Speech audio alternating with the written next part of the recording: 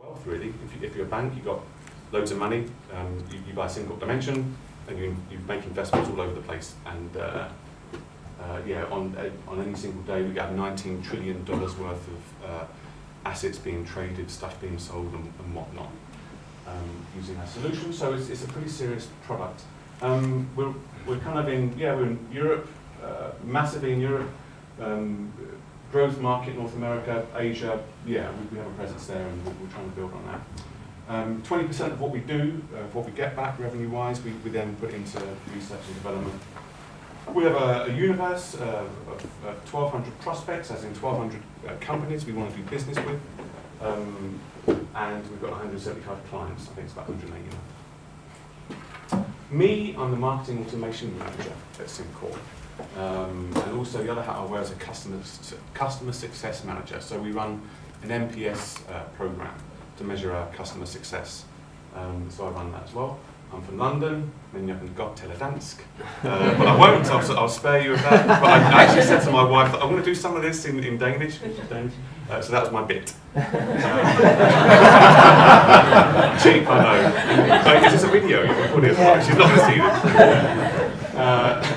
I'm a biker, and how is that relevant to this? Well, I met my Danish wife while I was taking a big trip on a motorbike from Alaska to Argentina.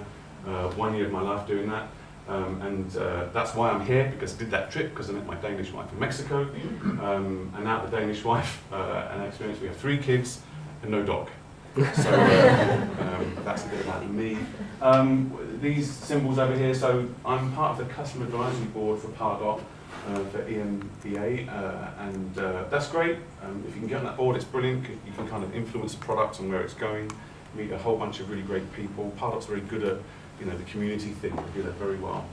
I'm certified to talk about Salesforce and Pardot. It's also a good thing in doing.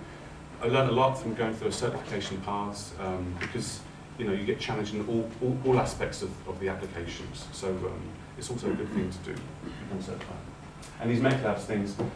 Mech Labs, I don't know if anyone's heard of it here, but they're an American organization, and they're massive in conversion rate optimization. They're the gurus. I don't know about you, but there's so much you can read on the internet on how to do what we do. I just stick with one guy, and they're called Mech Labs, and they're brilliant, and you can do some great certifications with them. I do stuff on LinkedIn as well. High-level overview. So this is where we came from. About 4 years ago, we were running with Sitecore, our CMS. We're still running with Sitecore. We had MailChimp. We all love MailChimp, right? Brilliant, super. But it's not so connected to everything. Or it can, but we won't go there. We were running Salesforce for a long time, and we had a social media presence.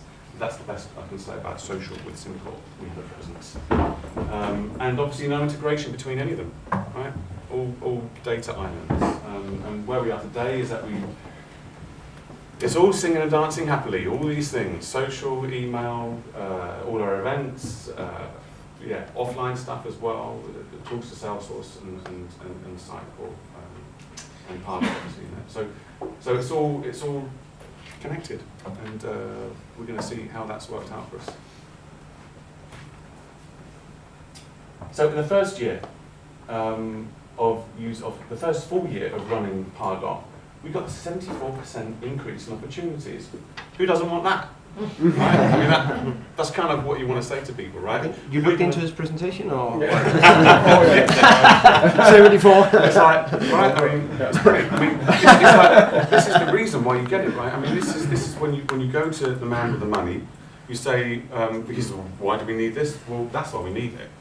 This is, it's what it's going to do for us. So we kind of need a time machine, really, to go back to go forward and then go back and tell him.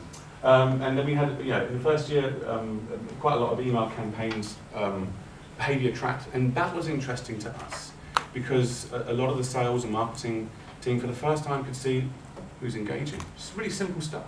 Who, from what account, is engaging with what? We never had that before.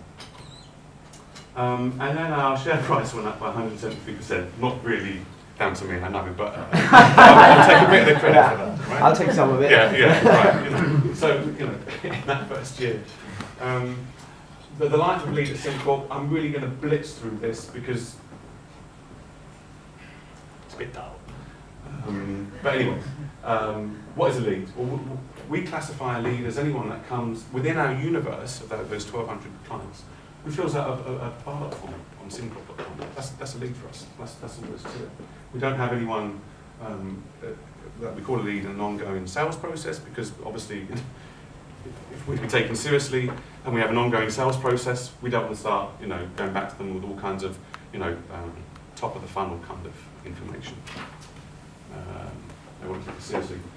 Yeah, again, a horrible slide, loads of words on it, but essentially, this is the way a lead goes, right? We have an inquiry, we get a number of leads from that, from a form, whatever.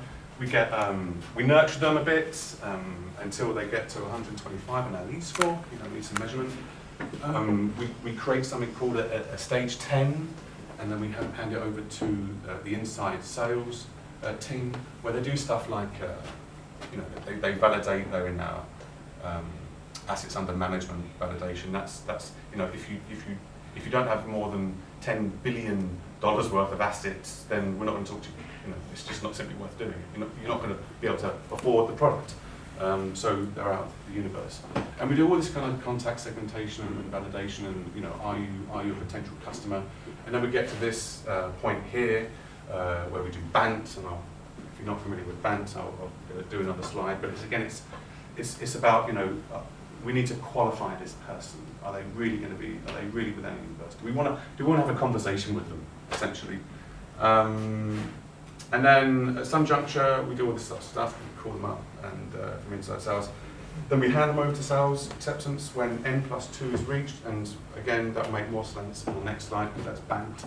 So if we have need plus 2 other factors reached from this prospect, and then we give it up to sales at some point, and they might say, yeah, this person's ready, we believe it's ready based on all these things that you've told us about this lead, or they might just say, no, continue with that. We're gonna throw it back in your face, marketing, do a better job. That's fair enough. So that's that. Can I ask just one question? Yeah. From an organization point, are they responsible? Are they referring to you the lead validation team? Is it marketing? Yeah. So the lead, where are we? The inside sales. Yeah. Yeah. I'm thinking maybe where they call up and actually qualify the client, create the 10 stage. Yeah, it's a bit of a mix really, because we have an inside sales team in most of our market units. But if we don't, we have a marketing person doing that. Okay. So we've got about 15 offices worldwide. So okay. We haven't got some of them are not big enough for the inside sales function. So yeah. Cool. So BANT, yeah, it's something again that the inside sales team do, and this is a way of saying, okay,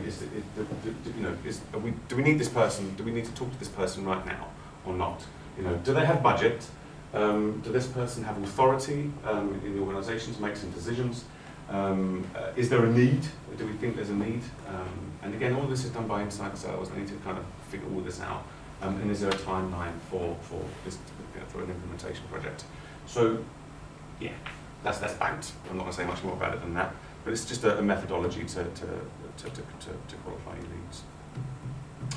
Maybe a controversial slide. This I don't know, but this is kind of what I say to people in the organisation, because when we started with Pardot, everybody was, oh, look at this, another fantastic application to show us what people are doing out there, right? And so the sales team got involved. They had a look at it. So, oh, fantastic.